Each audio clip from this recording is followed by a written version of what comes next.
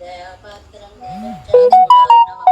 यतीन्द्रप्रवणं वन्दे रम्यजामातरं मुनिं लक्ष्मीनाथसमारम्भान् नाथयामुनमध्यमाम् अस्मदाचार्यपर्यन्तां वन्दे गुरुपरम्परां यो नित्यमच्युतपदाम्बुजयुग्मरुक्म व्यामोहतस्तदितराणि तृणाय मेने अस्मद्गुरोर्भगवतोऽस्य दैकसिन्धोः रामानुजस्य शरणौ शरणं प्रपद्ये मातापिता युवतयस्तनया विभूतिः सर्वं यदेव नियमेन मदन्वयानाम् आद्यस्सनकुलपतेर्वकुलाभिरामं श्रीमत्तदङ्ग्रीगणं प्रणमामि मूर्ध्ना भूतं सरस्य महदाह्वय भट्टनाद श्रीभक्तिसारकुलशेखरयोगिवाहान् भक्ताङ्ग्रिगण परकालयतीन्द्रमिश्रान् श्रीमत्पराङ्कुशमनं प्रणतोऽस्मि नित्यम् नादं पङ्कजनेत्र रामयमुना वास्तव्यमालादरा योगीन्द्रं कुरुकेशचन्द्रजलदिं गोविन्दपुरादिपौ भट्टार्यं निगमान्तयोगी जगदाचार्यो सकृष्णद्वयो वन्दे माधव पद्मनाभ सुमनकोलेशदेवादिप नमो वेदान्तवेद्याय जगन्मङ्गलहेतवे यस्य वागमृतासारपूरितं भुवनत्रयं वेदान्तवेद्यामृतवादिरासे वेदान्तसारामृतपूरमग्र्यम् आदाय वर्षन्तमहं प्रपद्ये कारुण्यपूर्णं कल्वैरिदासं श्रीमत्कृष्णसमाह्वाय नमो यामुनसूनवे यत्कटाक्षणलक्ष्याणां सुलभश्रीधरस्य श्रीकृष्णपादपादाब्जे नमामि सरसा सदा यत्प्रसादप्रभावेन सर्वसिद्धिरपूर्णमः लोकाचार्याय गुरवे कृष्णपादस्य सूनवे संसारभोगिसन्तष्ट जीवजीवातवे नमः। श्रुत्यर्थसारजनकं स्मृतिबालमित्रं पद्मोल्लसद्भगवदङ्गिरिपुराणबन्धुं ज्ञानादिराजमभयप्रदराजपुत्रम् अस्मद्गुरुं परमकारुणिकं नमामि। द्राविडाम्नाय हृदयं गुरुपर्वक्रमागतं रम्यजामातृदेवेन दर्शितं कृष्णसूनुना सुन्दरजामातृमुने प्रपद्ये चरणाम्बुजं संसारार्णवसम्मग्नजन्तु सन्तारपोतकं नमोऽस्तु देवराजाय चतुर्ग्रामनिवासिने रामानुजादिदासस्सुताय गुणशालिने नमः श्रीशैलनाथाय कुन्तीनगरजन्मने प्रसादलब्ध परमप्राप्य कैङ्कर्यशालिने श्रीशैलेश दयापात्रं दीभत्यादिगुणार्णवं यतीन्द्रप्रवणं वन्दे रम्य जामातरं मुनिं श्रीरङ्गसिंहगिरिदेशिकपादसेवा प्राकाकिलद्रविडवेदरहस्यजातं श्रीगौतमान्वयजमाश्रितभागधेयं गोपालदेशिकमहं शरणं प्रपद्ये कौशिकान्वय सञ्जातां वेङ्कटार्यतनूभवं वेदान्ताचार्यशिष्यं उडयवर्युमहं भजे श्रीमद्वेङ्कटरङ्गार्यशिष्यं सशिष्यसेवतिं श्रीलक्ष्मणार्यविबुधं संश्रयेति विदित्तये ॐ अस्मद्गुरुभ्यो मुक्तामृतं विश्वजनानुमोदनं सर्वार्थदं श्रीशतकोपवाङ्मयं सहस्रशाकोपनिषत्समागमं नमाम्यहं द्राविडवेदसागरं திருவழுதினாடென்னும் தென்குருகூர் என்னும் மறுவினியவன் பொருணல் என்றும் அருமறைகள் அந்தாதி செய்தான் அடிப்படையே எப்பொழுதும் சிந்தியாய் நெஞ்சே தெளிந்து மனத்தாலும் வாயாலும் வன் குருகூர் பேணும் இனத்தாரை எல்லாதிரேஞ்சேன் தனத்தாலும் ஏதும் குறைவிலே நெந்தை செலவோப்பன் பாதங்கள் யாமுடைய பத்து எந்த பெருங்கீர்த்தி இராமானுசமுனுதன் வாயந்த பலர்பாதம் வணங்குகின்றேன் காயந்த பெரும் செய்கிறார் சடகோபன் செந்தமிழ் வேதந்தரிக்கும் பேராத உள்ளம் பெறா வாந்திகழன் சோலை மதிலிரங்கள் மண்புகழ் மேல் ஆன்ற தமிழ் மறைகள் ஆயிரமும் ஈன்ற முதல் நாள் சடகோபன் மயம்பாள் வளர்த்தை தத்தாய் ராமானுசன் மிக்க விரை நிலையும் மெய்யாமுயர் நிலையும் தக்க நெறியும் தடையாகி தொட்டியலும் ஊழ்வினையும் வாழ்வினையும் போதும் குருவை விசை வேதத்தியல் நம்மாழ்வார் திவ்ய திருவடிகளே சரணம் எம்பெருமானார் திவ்ய திருவடிகளே சரணம் ஜீயர் திவ்ய திருவடிகளே சரணம் ஓம் அஸ்மத்குருभ्यो నమః. జై శ్రీమన్నారాయణ. భాగవత గోష్ఠికి దాసోహాలు సమర్పిస్తూ అతి పవిత్రమైనటువంటి ద్రవిడ సాగరమైన వేద సాగరమైనటువంటి తిరువాయిముజి నమ్మాళ్వార్లు ప్రసాదించినటువంటి ఈ దివ్య ప్రబంధంలో మొట్టమొదటి 10లో మనం నాలుగవ తిరువాయిమొழிలో అంజనేయమనవారాయన తిరువాయిమొழிలో 3వ పాసురంలోకి ప్రవేశించాము ఈరోజు అని. ఈ పాసురాల యొక్క పూర్వాపర సందర్భాలలో మొట్టమొదట నారయ్య అనేటువంటి పక్షుల్ని పిలిచారు, తర్వాత హంసలను పిలుస్తున్నారు, అందమైనటువంటి కోకిలను పిలిచారు, తర్వాత ఇవాళ హంసలను పిలుస్తున్నారు అని అంటే వీటిల్లో మనం నేర్చుకోవలసినది పక్షులు మనకి నేర్పిన పాఠాలు అని. అంటే ఒకటి గ్రహించాలి అనేటువంటి ఒక ఇంట్రెస్ట్ మనకు ఉంటే లోకంలో ప్రతిదీ మనకి గురువే అంటారు. భాగవతంలో 11వ స్కంధంలో ఒక అద్భుతమైనటువంటి సంవాదం ఉంటుంది. అందులో దేన్ని నేను గురువుగా భావించాలి అంటే, నీలో నేర్చుకోవాలి అనే తపన ఉంటే ఒక తేనెటీగ కూడా నీకు గురువే అవుతుంది, ఒక సర్పం కూడా నీకు గురువే అవుతుంది అని 24 తత్వాలని యదు సంవాదంలో మనకి చెప్తారు. అలాగే ఇక్కడ ఈ 3వ మొదటి తిరువాయిమొழிలో ఈనాటి 1, 2, 3 పాసురాల సందర్భంలో పక్షుల్ని పంపడంలో మనం చెప్పుకున్నాము.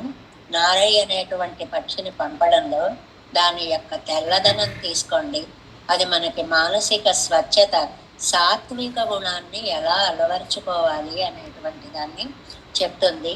దాని ఏకాగ్రత ఆహార సంపాదనలో ఎలా ఉంటుందో అలా మనకి భగవద్ విషయంలో ఒక ఏకాగ్రత ఉండాలి అనేటువంటి తెలుస్తుంది.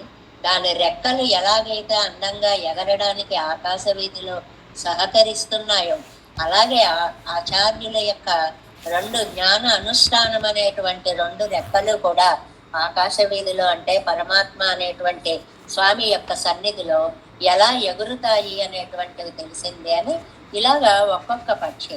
నిన్న మా కోయిలలని చెప్పుకున్నాం. ఆ కోయిలలు ఏంటి? స్వర మాధుర్యము అని.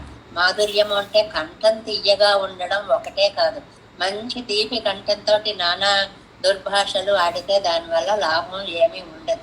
తీపితనం అనేది గొంతుకు సంబంధించిందే కాదండి, మాట్లాడే విధానానికి సంబంధించినటువంటిది.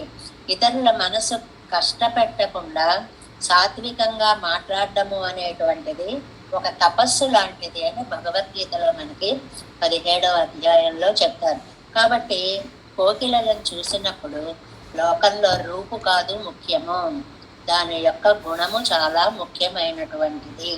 అందువల్ల మాట్లాడేటువంటి మాటలో ఎంత సాత్వికతని నింపుకుంటే అవతల వారి హృదయాలు అంత రంజిల్లేలాగా ఉంటుంది. ఎవరి మనసుని కష్టపెట్టే అధికారం మనకి లేదు, మన మాటలు మన వశంలో ఉంచుకోవాలి అని. ఇవాళ పాసురంలోకి వచ్చేటప్పటికి హంసల దగ్గరికి వచ్చారు. హంస అనేటువంటిది ఒక అద్భుతమైనటువంటి పక్షి. మనకి కనపడడానికి మానస సరోవరానికి కనుక వెళితే అక్కడ కనిపిస్తాయి అంటారు. వెళ్ళిన వాళ్ళకి చూసారో లేదో తెలియదు, మేము చూడలేదు. దాన్ని ఊహించుకోవాలి అని అంటే మాత్రం ఒక అందమైనటువంటి పాదాలు అలా ఉండకపోయినా బాతులాగా దాన్ని ఊహించుకొని ఎర్రటి ముక్కు, అందమైనటువంటి ఎర్రటి కాళ్లతోటి వయ్యారి నడకలు నడిచేటువంటి ఒక పక్షిని హంస అంటారు అని చెప్తారు. ఇది కూడా తెల్లగా ఉంటుంది. తెల్లదనం అనేటువంటిది సాత్వికతకి ఎప్పుడూ గుర్తు. మీ మనస్సు ఎప్పుడూ కూడా సాత్వికంగా ఉండాలి. ఇది ప్రతి పాసురంలో మనకు చెప్తారండి. ఇది మనకు అనుభవైక వైద్యం. కోపంగా ఉన్నప్పుడు చూడండి, మనలో ఉండేటువంటి ఆరోగ్య విధాపరమైన నరాలు అవన్నీ కూడా ఆ బీపీలు రైజ్ అవ్వడం వల్ల దానివల్ల కంట్రోల్ కోల్పోయి మన మానసిక అశాంతికి కారణం అవుతూ ఉంటాయి. అదే సాత్వికంగా కనుక ఆలోచిస్తే ఏదైనా సరే మంచిగా మనం అనుకోగలిగినప్పుడు అప్పుడు మన శారీరక ఆరోగ్యం బాగుంటుంది, తద్వారా మానసిక ఆరోగ్యం కూడా బాగుంటుంది అనేది మనందరికీ అనుభవంలో ఉండేటువంటి విషయం. నెంబర్ 1 సాత్వికత అనేది. రెండవది హంసకు మాత్రమే ప్రత్యేకంగా ఉండేటువంటి ఒక విశిష్ట గుణం ఉందండి. హంసో యథాక్షైరమివ అంబు మిశ్రం అని. పాలు నీళ్లు కలిపి అక్కడ పెట్టారనుకోండి, పాలను తాగేస్తుంది, నీళ్లు వదిలేస్తుంది. ఇలాంటి కనుక ఇవాళ పాల ఫ్యాక్టరీస్లో ఉపయోగిస్తేనా మనం ఆహా ఎంత హాయిగా మంచి పాలను తీసుకోగలిగే వాళ్ళమో అనిపిస్తుంది అనమాట. అది మంచిని మాత్రమే తీసుకుంటుంది. దీనికి పెద్ద నీతిని మనకు మేళవించి చెప్తారు పెద్దలు. ఏంటంటే మనం మాట్లాడేటువంటి మాటల్లో పొరపాటున గాని, తెలియక గాని, అహంకారంతో తెలిసి గాని ఇతరులను నొప్పించేలాంటి మాటలు చాలా ఉండవచ్చు. వాటన్నిటినీ కూడా మనం పక్కకి పెట్టాలి. ఇతరులు మాట్లాడేటప్పుడు వాళ్ళు కష్టం కలిగించే మాటలు అంటే వాటిని పక్కన పెట్టి ఏదైనా మంచి ఉంటే మనము గ్రహించాలి. అంటే మంచి చెడు సమ్మిళితమైనటువంటి వాక్య పరంపరలో మనం మంచిని మాత్రమే తీసుకోవాలి, చెడుని వదిలిపెట్టేయాలి అని. ఎలాగంటే గుణదోషం బుధో గృహ్ణాన్ ఇందుష్వేడా వివేశ్వర శిరసా శ్లాఘతే పూర్వం పరం కంటే నియచ్చతి అని పెద్దలు ఒక మాట చెప్పారు. అంటే గుణదోషం, గుణం గాని దోషం గాని ప్రతి దాంట్లో రెండు ఉంటాయండి. మనం లాగితే బోడి చెడర్థాలు వస్తాయి, అందులోంచి మంచి అర్థాలు కూడా వస్తాయి. ఇందుషు ఏడా వివేశ్వర అని ఈశ్వరుడు ఏం చేశాడు, చంద్రుణ్ణి తీసుకెళ్లి జటాజూటం మీద పైన చక్కగా అలంకరించుకున్నాడు, విషాన్ని తీసుకెళ్లి కంఠంలో లోపల పెట్టేసుకున్నాడు. ఇది ఎంత అద్భుత భావన అంటే, మంచిని నెత్తి మీద పెట్టుకోండి ఏదైనా మీకు కనిపిస్తే, చూడగలిగితే. చెడుని మాత్రం మీ లోపలే దాచుకోండి. దీనికి హంసో యథాక్షీరమివ అంబు మిశ్రము అని అంటారు అన్నమాట. చాలా అందమైనటువంటి నడకకి పేరు హంస. మూడో లక్షణం నడక. నడక అంటే వయ్యారి నడక, హంస నడకదాన అంటూ మనం పిలుస్తూ ఉంటాం కదా. ఆ నడకలలో ఒక వయ్యారం ఉంటుంది, అటు ఇటు పడ్డం అనేటువంటి అడుగులు పడ్డంలో, అడుగుల ప్రసారంలో ఒక సౌందర్యము అనేటువంటిది ఉంటుంది. ఈ నడకని మనకి నడతగా మార్చాలి అంట. నడత అంటే మన జీవన విధానము. ఎలా ఉండాలి? ఇది ఇతరులకి ఆనందించేలా ఉండాలి తప్ప, బాబాయ్ వీడు వస్తున్నాడురా ఏమైపోతామో అనేటువంటి భయం కలిగేలాగా ఉండకూడదు. చాలా అద్భుతమైన సందేశం ఇది. ఎలాగా అంటే, మనం ఇతరులకు ఆనందం ఇవ్వగలిగినా లేకపోయినా పర్వాలేదు, కానీ దుఃఖాన్ని ఇవ్వకుండా ఉంటే చాలు. అంతవరకు ప్రయత్నం చేయగలిగితే చాలు. ఇది హంసలో ఉండేటువంటి, నడకలో ఉండేటువంటి నడకని మనిషి యొక్క జీవనయానంలో నడకతో పోల్చి ఇచ్చినటువంటి సందేశము అన్నమాట. ఇవాళ పరాంకుశ నాయకికి, ఆళ్వారి నాయకికి హంసలు కనిపించాయండి. మూడవ పాసరం దగ్గరికి వచ్చేటప్పుడు నారలు అయిపోయాయి, కోకిలలు అయిపోయాయి, హంసల దగ్గరికి వచ్చారు అని. ఇవన్నీ కూడా ఒక్కటే. మనం తిరువాయిమడి మొత్తానికి ఒక అద్భుతమైన సమన్వయాన్ని మనం చేసుకోవాలి. ఏంటి అంటే, మనసులో వచ్చేటువంటి భావ పరంపర ఈసీజీ చూడండి, గుండెల యొక్క ఆ క్రమ పద్ధతిని ఎక్కడలా ఉందో అలాగ పిక్చర్ మనకు చూపించేస్తూ ఉంటుందే, అలాగ మానసికమైనటువంటి భావ పరంపర యొక్క ఉత్తుంగ తరంగాలు ఎలా ఉంటాయి అనేటువంటిది తిరువాయిమడి తెలియజేస్తుంది. ఇది చాలా అద్భుతమే. ఇలా ఉంటుందా అంటే, మన మనస్సును ఒక 5 నిమిషాలు పరీక్షించి మనం చేసుకుంటే, ఒకసారి ఇగో వింటున్నాము అని దేని మీద దృష్టి ఉంటుంది, మరో క్షణంలో వాడెవడో పిలుస్తున్నట్టున్నాడు అని అది దాని మీద దృష్టి పోతుంది.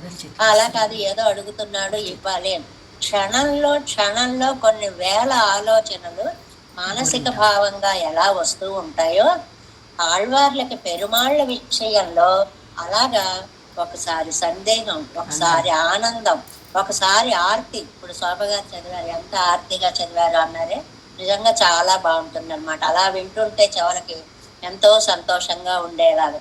ఒకసారి ఆర్తి, ఒకసారి బాబు ఏం చెయ్యాలి, ఎలాగా, ఒకసారి నువ్వే ఇలా చెయ్యాలా, ఇలాగా రకరకాలైనటువంటి భావ పరంపర పరుగులు పెడుతూ ఉంటుంది అనేటువంటి దాన్ని మనం ప్రతి పాసురంలో అన్వయించుకోవాలి. ఆయనకు అప్పుడు ఏది తోస్తే అది పాసురంగా వచ్చింది. ఆ పాసురానికి మనకి నంబిళ్ళయ్య గారు అద్భుతమైనటువంటి వ్యాఖ్యానాలని అందించారు అని. ఇవాళ పాసురం, మూడవ పాసురం చూడండి. విధినాల్ పెడై మణక్కుం ఎన్నడయ్య అన్నంగాள் மதியினால் குரன் மானாய் உலகு இறந்த கள்வர்க்கு மதியிலேன் வல்வினையே மாளாதோ என்னொருத்தி மதியெல்லாம் உள்கலங்கி மயங்குமால் எண்ணீரே. விதியினால் பெடை மணக்கும் மென்னடைய அன்னங்காள். అన్నంగాళ్ళు అంటే హంసలు అని అర్థం. అన్నవయల్ పుదువై ఆండాళ్ళరంగరికు అని చెప్పుకున్నందుగా తిరుపావైలో హంసలు చక్కగా సంచరించేటువంటి ఆండాళ్ళు ఆ విల్లుపుత్తూరు అని చెప్పుకున్నట్లుగా అన్నంగాళ్ళు అంటే ఓ హంసల్లారా అని పిలుపు అన్నమాట. విధినాల్ పెడై మనక్కుం, మీరెంత అదృష్టవంతులో. విధినాల్ భాగ్యవశం చేత ఆడపక్షితో కూడి ఉన్నారు అంటే జంట కనపడింది అన్నమాట. మెన్నడయ్య అలా కలిసి ఉండేటప్పటికీ మరింత వయ్యారాలు పోతున్నాయట. అవి రెండు తమ ఆనందానుభవాన్ని నడకల్లో చాలా అద్భుతంగా ప్రకటిస్తున్నాయి అనేటువంటిది. అంటే విడిగా ఉన్నప్పుడు ఎలా ఉన్నా ఆడవాళ్ళ సమక్షంలో ఉండేటప్పటికి మగవాళ్ళకి కొంచెం గొప్ప అందం, సౌందర్యం, మాట, పద్ధతి అన్ని కొంచెం ఏదో ఒక పద్ధతి ఒక లెవెల్లో చూపించాలి అని అనిపిస్తూ ఉంటుంది అనమాట. క్రాకులు తోసుకుని పైకి ఇలా తోసుకుని కోదులు కొడుతూ ఇలాగా అంటే ఆ ఉన్న ప్రాదేశికమైనటువంటి వైభవాన్ని బట్టి అందాలు చూపించడము అని. అలాగే ఈ హంసలకు కూడా రెండూ కలిసి ఉన్నాయేమో, ఆహా నా నడక బాగుందా, ఓహో నీ నడక బాగుందా అని ఒకదాన్ని ఒకటి పోటీలు పడి నడుస్తున్నాయా. ఎందువల్ల విధినాలు భాగ్యవశం చేత, మీరు ఎంత అదృష్టవంతులో, ఇద్దరు కలిసి ఉన్నారు కదా. అన్నంగాళ్ మెన్నడయ్య అన్నంగాళ్, అందమైన అసలు హంస నడకే అందంగా ఉంటుంది. అందమైన హంస నడక అని అంటే ఇంకా మరింత వయ్యారాలు పోతూ మనం ఊహించుకోవచ్చు. ఒక హంస అలా అలా అలా అలా నడుస్తూ ఉంటే ఎలాంటి వారి మనస్సుని కూడా ఆకర్షిస్తుంది అని. అయితే మీ చేత నేను ఇవాళ ఒక దౌత్యాన్ని పంపించాలనుకుంటున్నాను. ఎవరి గురించి అమ్మా? మదీనాల్ బుద్ధి బలం, మదీనాల్ కురల్ మాణాయ్, పొట్టివాడైన బ్రహ్మచారి ఒక ఆయన ఉన్నాడమ్మా. ఎంత తెలివైన వాడో, వామనావతారం ఎత్తినటువంటి స్వామి. ఈ పాసురంలో ఉయర్పాటు మదీనాల్ పునల్ మాణాయ్ ఉలగు ఇరంద కన్వడకు, ఇది ముఖ్యమైనటువంటిది. అంటే వామనావతార ప్రశంసని ఇందులోకి ఒకసారి తీసుకొని వచ్చారు అని అర్థం అన్నమాట. మాణాయ్ బ్రహ్మచారి అయి ఉలగు ఇరంద, లోకాన్నంతటిని యాచించినటువంటి వాడు. కళ్వర్కు వంచకుడు అన్నారు. కళ్వర్కు అంటే వంచకుడు అంటారు. వంచన అంటే రెండు రకాలుగా ఉంటుందని మనకు వ్యాఖ్యానంలో వస్తుంది. ఒకటి మోసం చేయడం అవతల వాళ్ళని అని, రెండవదేమో మాయలు చూపి భ్రమింప చేయడము అని వ్యాఖ్యానంలో చెప్పుకుంటాం. అలాంటి వంచకుడికి నేను మదీనాలు బుద్ధి లేని వల్వినయ్యేయో, క్రూర పాపం, నేను బుద్ధి లేని నా క్రూర పాపం. ఇందాక మదీనాలంటే బుద్ధి బలము చేత పొట్టివాడయ్యాడు ఆయన. ఇక్కడ ఇలేన్, మది ఇలేన్, బుద్ధి లేని. ఇలేన్ అంటే లేదు కదండి.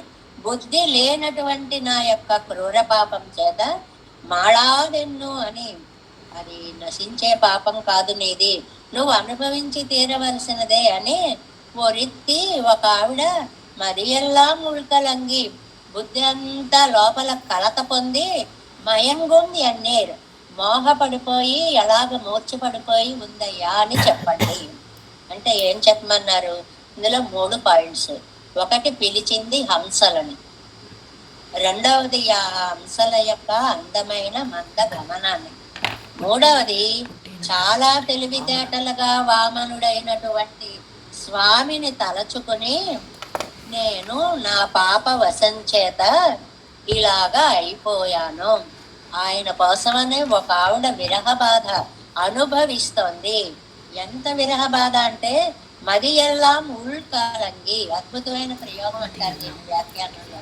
మది కలంగి అంటే చాలు బుద్ధి చెడి అని, మది ఎల్లాం కలంగి అని, మది మొత్తం పోయింది మనస్సు అని అనొచ్చు. మది ఎల్లాము కలంగి, లోపలంతా చిందరవందరైపోయింది, మనస్సంతా చిన్నాభిన్నం అయిపోయింది, పిచ్చెక్కినట్లుగా అయిపోతుంది మనస్సులో ఉండేటువంటి ఆలోచన. మయంగం, దానివల్ల మోహము మూర్ఛ వచ్చేస్తున్నట్టుంది, ఎన్నీరని చెప్పండి. అంటే ఏమన్నారు తాత్పర్యంలో? మీరంతా భాగ్యవంతులరా, ఇద్దరూ కలిసి జంటగా కాలం గడుపుతున్నారు. మీరు నా కోసం ఒకసారి స్వామి దగ్గరకు వెళ్ళాలి. వెళ్ళాక ఆయనకి నా పరిస్థితిని ఎలా వివరించాలో తెలుసా? నేను వామనావతారంలో 3 అడుగులతో లోకాలన్నీ కొలిచిన స్వామికి వసురాలనే అయిపోయాను. అలాంటి ఆయనను విడిచి నేను ఉండలేకపోతున్నాను. నీ పాపం నువ్వు అనుభవించు అంటాడేమో ఆయన. నేను అనుభవించడము కాదు, ఆయన ఆ పాపాన్ని పోగొట్టాలి, నా మోహాన్ని ఆయన పోగొట్టాలి అనేటువంటి దాన్ని చెప్పారు. ఇందులో విలీనాల్ పడై మనకు మెన్నడయ్య అన్నంగాళ్ళు అన్నారు. భాగ్యవశం చేత స్త్రీ పక్షితో కూడినటువంటి మందగమనములైన హంసలారా అన్నారు. ఈ విధీయనాలకి ఎన్ని అర్థాలు చెప్తారో చూడండి. విధీయతే అనేనా ఇది విధి అని, శాస్త్రము చేత విధింపబడిన దానికి విధి అని పేరు. విధి అంటే శాస్త్రం చెప్పిన పని అని అర్థం అన్నమాట. ఈ హంస ఒక చమత్కారమైన వ్యాఖ్యానం. ఇది పూర్తిగా వ్యాఖ్యాన వైభవం. ఏంటంటే హాయిగా శాస్త్రోక్తంగా మీ ఇద్దరు కలిశారు, సుఖంగా ఉన్నారు. నేను చూడండి గాంధర్వ విధిలో వివాహం చేసుకున్నాను అంటే నన్ను ఇంకెవరేం చేస్తారులే, ఆయనతో చేసేసుకోవచ్చు కదా అంటే ఇవాళ సమాజానికి కూడా ఒక చిన్న సూచన చేశారా అన్నట్టుగా ఉండేటువంటి మాట అన్నమాట. ఏంటి అంటే ఎవ్వరికీ చెప్పకుండా గాంధర్వ వివాహం చేసేసుకున్నాం మేమిద్దరం, ఇదిగో దాని ఫలితాన్ని మేమిక్కడ అనుభవిస్తున్నాము అని అన్నట్లుగా చెప్పినట్లు కూడా. ఈ వివాహాలు మనకి ఒక 8 పద్ధతులు ఉన్నాయండి. బ్రాహ్మం ఒకటండి, దైవం ఒకటండి, ప్రాజాపత్యం, ఆసురం, ఆర్షం, గాంధర్వం, రాక్షసం, పైశాచం అనే రకరకాల వివాహ ప్రక్రియలు ఉన్నాయి. పెద్దవాళ్ళు కుదిర్చిందొకటి, వేద విహితంగా చేసిందొకటి, వీళ్ళు సెలెక్ట్ చేసుకున్నదొకటి, వీళ్ళు లేవ తీసుకుపోయేవి కొన్ని, లేదు పంచభూతాల సాక్షిగా మేం చేసుకుంటున్నామని వివాహం చేసుకునే పద్ధతి ఒకటి. ఇలాగా రకరకాల పెళ్లి విధానాలలో పక్షులారా మీరు చక్కగా శాస్త్రం చెప్పినట్లుగా చేసుకున్నారు, అందుకే హాయిగా ఉన్నారు. మేము చూడండి ఎవరి మాట వినకుండా గాంధర్వ వివాహం చేసుకున్నాను, అందువల్ల నేను ఎలా అయిపోయానో చూడండి అని ఒక చిన్న సూచన చేశారేమో. హంసలకి కష్టాలు లేవు, పెద్దలు కుదిర్చి చేయడం వల్ల, అందరి మాట కాదని చేసుకోవడం వల్ల వీళ్ళకి నాకు ఈ కష్టాలు వచ్చాయి అనేది ఒక సామాజికమైనటువంటి భావ ప్రకటన కూడా కావచ్చు అనేది. రెండవది విధి అంటే ఇక్కడ అదృష్టం. ఇందాక శాస్త్రము అని చెప్పుకున్నాం, రెండవది అదృష్టము అన్నమాట. ఎంత అదృష్టం లేకపోతే మీరిద్దరూ అలా కలిసి ఉంటారు. మనం అనుకున్న వాళ్ళతో కలిసి ఉండడము అనేది అనేక జన్మల పుణ్య ఫలము. అది వారు ఎవరైనా సరేనండి. మామూలుగా భార్యాభర్తృ సంబంధంకి చెప్తారు, తర్వాత సంతానంతో కూడా చెప్తారన్నమాట. అందరము కలిసి ఉండడము అనేది అనేక జన్మల యొక్క పుణ్య ఫలము. కోరుకున్న వాళ్ళకి దూరంగా ఉండడమే పాప ఫలము అనేటువంటి నిర్వచనాన్ని కూడా ఇక్కడ వ్యాఖ్యానంలో చెప్పారు. ఇంకా మూడోది చాలా విశిష్టంగా చెప్తారు నంబిళ్ళై. ఈ హంస ఆడపక్షితో కూడి ఉండడం ఈ ఆళ్వార్నాయకి అదృష్టం. మధ్యలో వాళ్ళిద్దరూ బాగుండడం ఆళ్వార్నాయకి అదృష్టం. అదేమిటండి అంటే పిల్లలంతా కలిసిమెలిసి చక్కగా ఉండడం తల్లిదండ్రులకే కదండి ఇష్టం. అమ్మయ్య పిల్లలు చల్లగా ఉన్నారు అని అనుకుంటారు కదా అనే భావన ఒకటి. రెండవది అవి రెండు ఎడమొహం పెడమొహం పెట్టుకుని ఉన్నాయి అనుకోండి, దాన్ని దూతగా పంపడానికి అవకాశం ఉండదు కదా. మీరు ప్రేమగా చక్కగా సంతోషంగా ఉన్నారు కాబట్టి నేను మిమ్మల్ని దౌత్యానికి పంపగలిగాను అనేటువంటిది, లేకపోతే దౌత్యం పంపలేకపోయేదానిని కదా అంటుంది ఆళ్వార్ నాయక అంటారు. ఇలా విలీనాలనే ఒక్క మాటకి శాస్త్రము అని అర్థం చెప్పారు, అదృష్టము అని చెప్పారు. అది ఆళ్వార్ నాయక అదృష్టము అనేటువంటి మాటను కూడా ఇక్కడ చెప్పారు అన్నమాట. దీన్ని మనం 7 వ్యాఖ్యానంలో తెలుసుకుందాం. 334వ పేజీ చివర 7 వామన సౌందర్యాన్ని కూడా ఇందులో ప్రసంగికంగా తీసుకొచ్చారు. 3ஆம் பாட்டு அகழ்வதுபோ என்னா போலே சொல்லுகிற భక్తివాదంగా నమకు తెలియదు. మనం చెప్పుకుంటున్నాం ఈ హంసలు వెళ్ళి ఆయనతో మాట్లాడితే ఆయన ఏదైనా అడిగాడేమో అని హంసలు చెప్తే దానికి సమాధానం కూడా ఆళ్వారే చెప్పేస్తారు. హంసలు వెళ్ళలేదు, చెప్పలేదు, ఆయన ఏం అడగలేదు, ఏమీ లేదు. కానీ ఇవన్నీ ఆళ్వార్ నాయికే భావించేసుకుని ఏమిటి ఏమంటావో నాటకాల్లో మనకి ఒక పాత్ర వస్తుంది, విదూషకుడు పాత్ర వస్తుంది, సూత్రధారుడు పాత్ర వస్తుంది. వాడు వచ్చి ఏమంటారు, రాజు వేటకి బయలుదేరారా, అందరూ వేటలో ఉన్నారా, సరే అయితే మేము కూడా వెళుతున్నాం అని ఒక మాట అనేసి వెళ్ళిపోతారు. అంటే ఆ కథనంతటిని ఒక వాక్యం ద్వారా చెప్పడం అన్నమాట. అలాగే ఇక్కడ కూడా మూన్నాం పాటలో ఈ 3వ పాసురంలో అగల్వదువో ఎన్నా పోలే సొల్లిగిర భక్తి వాదంగల్ నమక్కు తెలియదు, భగవంతుడు అంటున్నట్ట ఇలా చేయడం నీకు న్యాయమేనా అని అడుగుతావేంటి, ఈ ఉపచార భక్తి వాక్యాలు నాకు అనవసరం, నాకు ఇవన్నీ మాటలన్నీ అనవసరం, అవశ్యమనుభోక్తవ్యం, ఎవరు చేసిన కర్మ వారు అనుభవించక తప్పదు. దానికి కింద కింద గీటు కింద 2వ లైన్లో జీయర రుంబడంలో 2nd లైన్లో ఉంది చూడండి, అద్భుతమైన ఈ మొత్తం శ్లోకం. అవశ్యం అనుభోక్తవ్యం కృతం కర్మ శుభాశుభం నా భుక్తం క్షీయతే కర్మ కల్పకోటి శతైరపి. అవశ్యం అనుభోక్తవ్యం కృతం కర్మ శుభాశుభం. నువ్వు మంచి చేస్తే మంచి ఫలితాన్ని అనుభవించాలి, చెడు చేస్తే చెడు ఫలితాన్ని కూడా అనుభవించాలి. నా భుక్తం క్షీయతే కర్మ, అనుభవించకుండా కర్మ అనేది దాటలేము. కల్పకోటి శతైరపి, ఎన్ని జన్మలు ఎత్తినా సరే. కాబట్టి నువ్వేం పాపం చేసుకున్నావో లేదు నువ్వు అనుభవించు, దానికి నన్నంటావేమిటి అంటావా స్వామి? ఆయన ఏం అనలేదండి, ఇదంతా ఆళ్వార్ నాయక యొక్క భావం. అలా అంటావా, సొల్లుగిరపడియే అనుభవితే అరవేణం, ఇది ఎన్నో ఈశ్వరాభిప్రాయమాగ కొండు అని పరమాత్మ అడిగాడా అన్నట్లుగా తీసుకొని, ఇది ఒక నాటకీయత అంటారనమాట. అందంగా రాయడము అనేటువంటిది ఏమీ లేదు ఇక్కడ, మీరు వెళ్ళండి అని చెప్తుంది. అవి ఇంకా ఇలా చూస్తున్నాయి.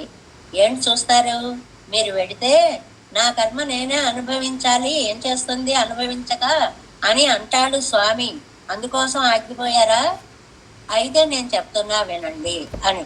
అదే ఈయనే పూర్వపక్షము, ఈయనే సమాధానం కూడా వేసేసుకుని, ఎన్ను ఈశ్వర அபிப்பிராயமாகொண்டு நான் பண்ணின பாப்பமேயோ அனுபவத்தாலும் ஆளாததென்று சொல்லுங்கோள் என்று சில అన్నంగళై ఇరక్కిరారు. నేను చేసిన పాపం నేను అనుభవించాలా? ఏ పాపం అనుభవించకుండా వారిని తన దగ్గరకు చేర్చుకున్నటువంటి సంఘటనలు ఏవీ లేవా? అలాంటి వాళ్ళు శిల అన్నంగళై ఇరక్కిరారు. కొన్ని అంశాలతో అక్కడ ఉన్న వాటిని కొన్నిటిని పిలిచారనమాట. ఏమిటండి, ఆ పాపం అనుభవించి తీరాలంటారు, అనుభవించక్కర్లేకుండా కూడా ఆయన దయ వల్ల ఆయన దగ్గరికి చేర్చినటువంటి సంఘటనలు ఎక్కడా లేవా అని అడగండి మీరు. ఈ వెళ్ళే వాళ్ళని మనం ఒక చోటకి పంపేటప్పుడు, ఇదిగో మీరు వెళ్ళి ఇలా చెప్పండి, ఒకవేళ వాళ్ళు ఏదైనా ఇలా అంటే అలా చెప్పండి అని సమాధానం కూడా మనం చెప్పినట్లుగా ఇక్కడ హంసలని ఒకవేళ మీరు వెళ్ళి పరమాత్మతో చెప్తే, ఆ ఆళ్వార్ నాయకు చేసుకున్న పాపం ఆవిడ అనుభవించాల్సిందే, నేనేం చెయ్యను అంటాడేమో. అప్పుడు మీరు అయ్యో ఏం సమాధానం చెప్పాలా అనుకోకండి. నువ్వు ఎంతమందిని అనుగ్రహించలేదయ్యా, వాళ్ళందరికీ మోక్షాన్ని ఇవ్వలేదా, అలాగే నాకు కూడా మోక్షాన్ని ఇయ్యి అని అడగడానికి మీరు చక్కటి ప్రయత్నం చెయ్యండి అని. விதியினால் நெக்ஸ்ட் பேஜ் 3:35.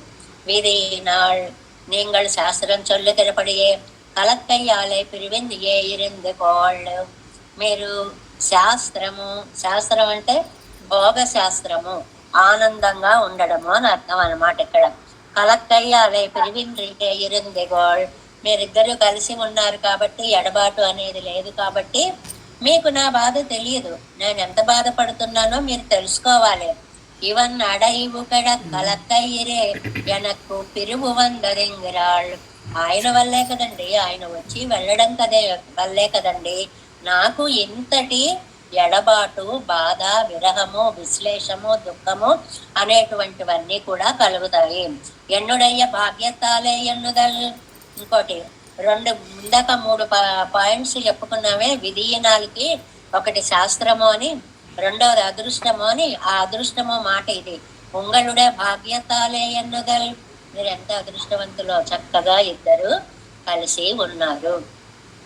ఇవి అస్తమానం చెప్పుకోకూడదు, కానీ లోకల్లో ఉండేటువంటి వ్యక్తులలో ఒక కుటుంబాలు కొన్ని కొన్ని కలిసి కలిసి ఉంటే అలా ఉండని కుటుంబాల వాళ్ళ ఆవేదన మాటలు ఇలాగే ఉంటాయి.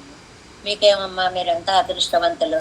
మిమ్మల్ని ఇప్పుడు ఒక తల్లి కొడుకు చూడడం లేదనుకోండి, నీకేమమ్మా, నీ కొడుకు నిన్ను కళ్ళల్లో పెట్టుకు చూసుకుంటాడు, నా కొడుకే నన్ను మాట వినడం లేదు. ఇలాగా పోలిక అనేది మనిషికి చాలా సహజమైనటువంటి విషయం. అలాగే ఇక్కడ ఆడవార్లు కూడా ఉన్నుడయ్య భాగ్యతాలే, నీ అదృష్టం చేత మీ ఇద్దరు కలిసి ఉన్నారు, ఎన్నుడయ్య భాగ్యతాలే అన్నదలు. 3వ పాయింట్, మీరు అలా కలిసి ఉండడం నా అదృష్టం. అదేంటండి మధ్యలో వాళ్ళిద్దరూ కలిసి ఉండడం ఈయనకి ఎలా అదృష్టం అండి అంటే, మీరందరూ అలా ఆనందంగా ఉండబట్టే మిమ్మల్ని పిలిచి ఇదిగో ఇలా వెళ్ళండి చెప్పండి అనే అవకాశం నాకు వచ్చింది. మీరు ఏడుస్తూ తలమూల కూర్చుని ఉంటే నేను మిమ్మల్ని దౌత్యం పంపగలిగేవాణ్ణి కాదు కదా అని విధియనాలకి 3 అర్థాలు చాలా అందంగా చెప్పారు. అభిమత సంశ్లేషం పుణ్యఫలం, అభిమత విశ్లేషం పాపఫలం. అనుకున్న వారితో కలిసి ఉండడం పుణ్యము, అనుకున్న వారికి దూరం అవడమే పాపం. ఇది ఒక స్టేట్మెంట్ అండి. ఇది లోకంలో ఎవరికైనా వర్తిస్తుంది.